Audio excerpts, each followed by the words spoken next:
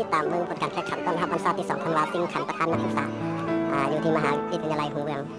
สสเวียดนามพบกันระหว่างเมืองภูคากับเมืองหลวงน้ำทา2รอบนี้เป็นรอบก่อนห้องชนะเลิศนะใครชนะแล้วจะเข้าไปพบกับเมืองรองเนาะระหว่าง2 ทีมนี้ทีมกำลังเริ่มนะ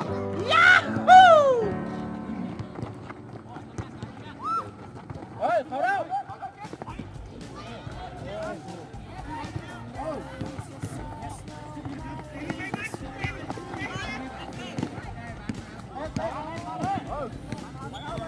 กับมีบอกพี่ได้ตั้งนี้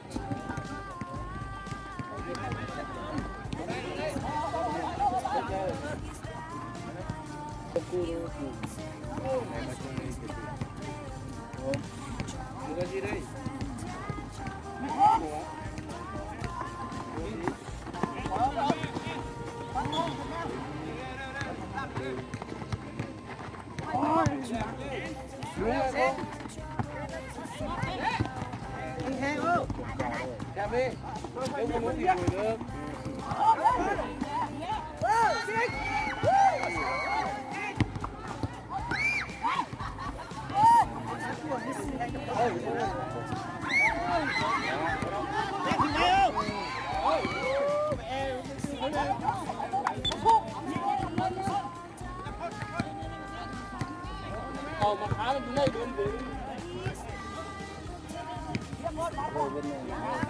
ให้เลยเดี๋ยวเล่น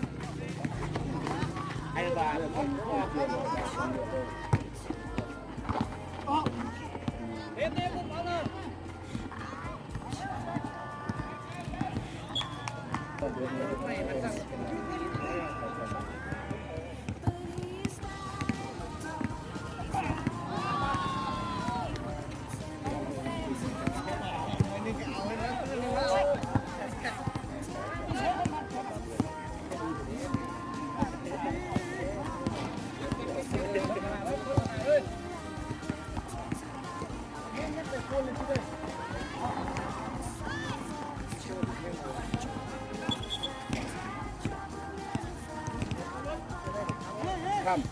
บอกมันเตือนพวกเคยไหมรูปเฮ้ยถอดกับผม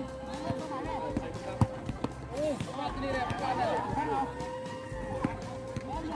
นาดที่ชื่อแรกมันต้องลงอะไรไปที่นี่แหละต้องน้ำบอลยิง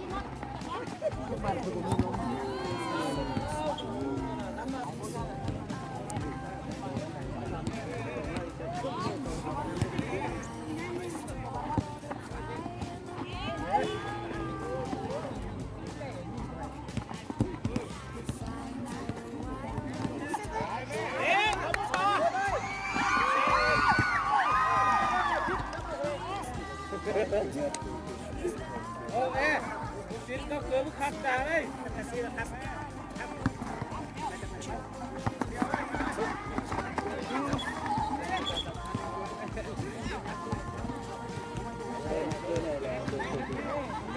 หนักคนนะแม่หนักคนเลย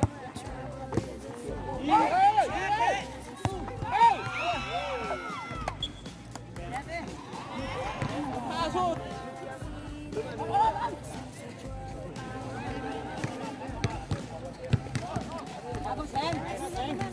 พุทธินแรงร้อนเลยแรงเลย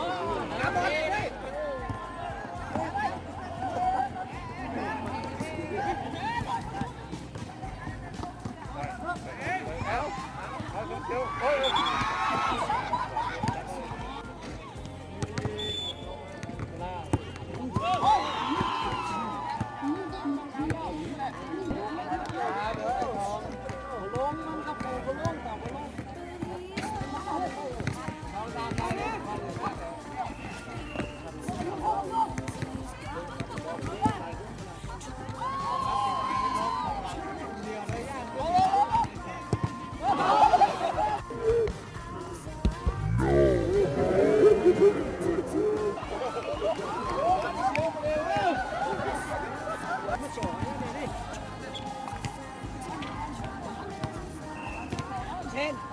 ดึงคนเอาพี่น้องดึงคนเอาพี่นะต่อมาหอยพี่ไร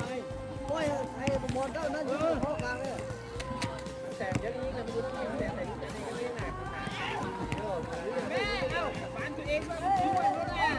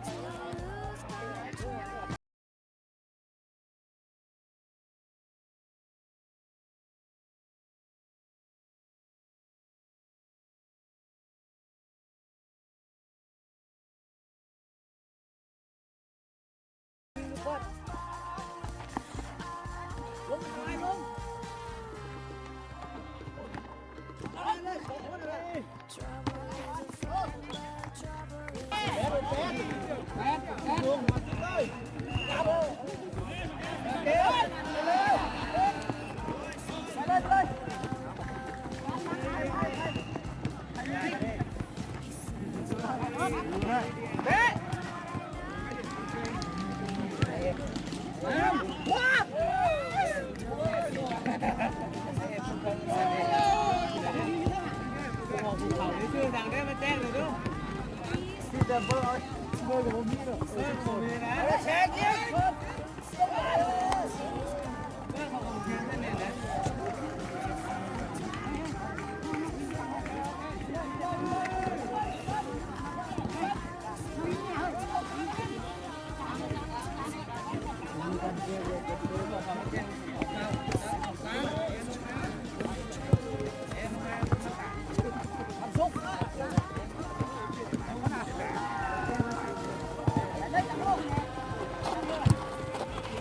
แชร์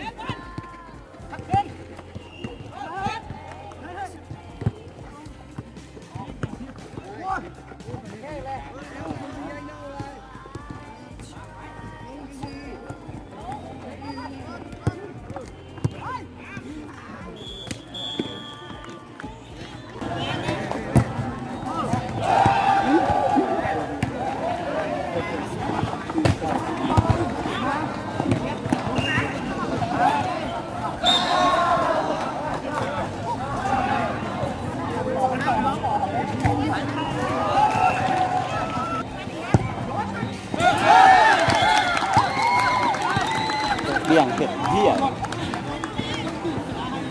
แต่นี่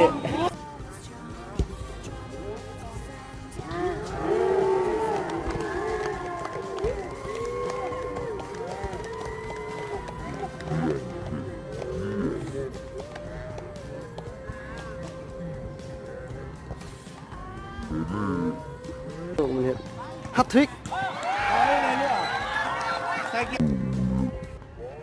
ฮัตทริก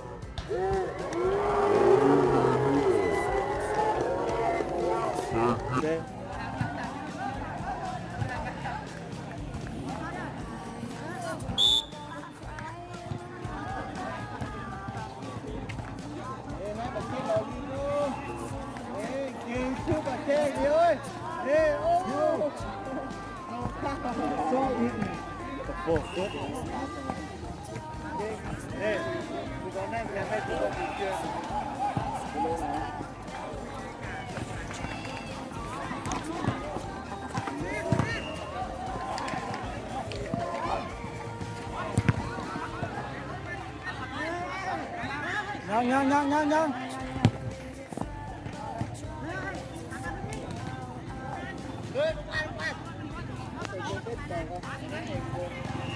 นี่ก็หลายรุ่นแล้วตอนหลายรุ่นแล้ว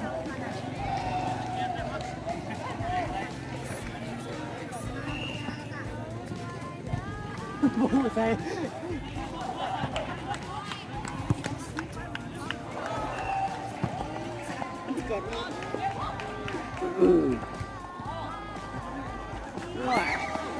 บ้านผมไปดูบ้านเลย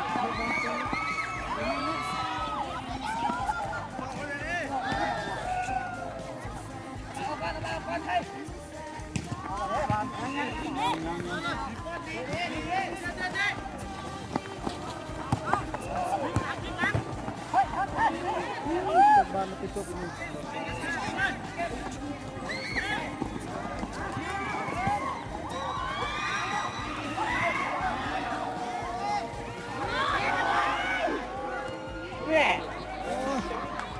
มด